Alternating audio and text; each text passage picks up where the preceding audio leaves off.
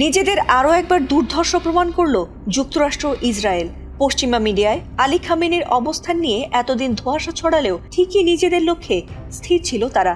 আর তাদের সহযোগিতায় এমন এক মুসলিম দেশও জড়িত যাতে করে চমকে উঠেছে সবাই।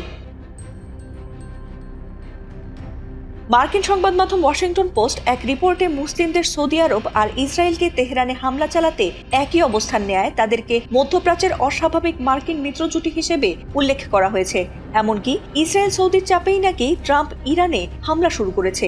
আর ইরানে হামলা শুরু করার জন্য ট্রাম্পের সঙ্গে একাধিকবার কথা বলেছেন সৌদি যুবরাজ, অথচ প্রকাশ্যে তিনি ইরানের পক্ষ নিয়ে কথা বলতেন।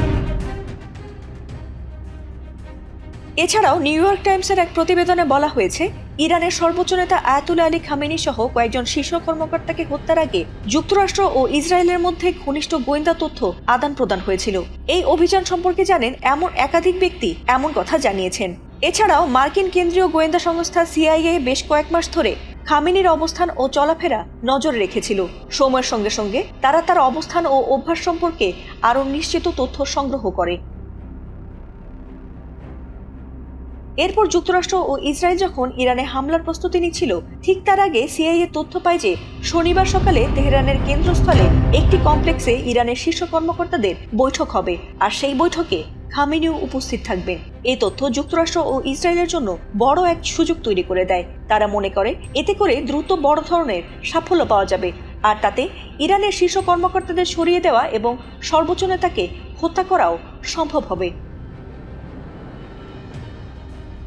আর সেই তথ্য পাওয়ার পর আগের সব সূচি বদলে ফেলে তারা। প্রথমে রাতের অন্ধকারে হামলার পরিকল্পনা ছিল, কিন্তু শনিবার সকালে ওই কমপ্লেক্সে বৈঠকের তথ্য পাওয়ার পর হামলার সময়সূচি পরিবর্তন করা হয়। মধ্যরাত বা ভোরে না করে তারা সকালে হামলা চালায়। ইরান যুদ্ধের প্রস্তুতি নিলেও ইরানের শীর্ষ নেতৃত্ব নিজেদের সুরক্ষায় যথেষ্ট সতর্ক ছিলেন না, আর তাতেই খামেনির উপর নির্মম হামলা চালিয়ে তাকে শহীদ করতে সফল হয় Trump Netanyahu. Fatima Sultana, ATN Bangla.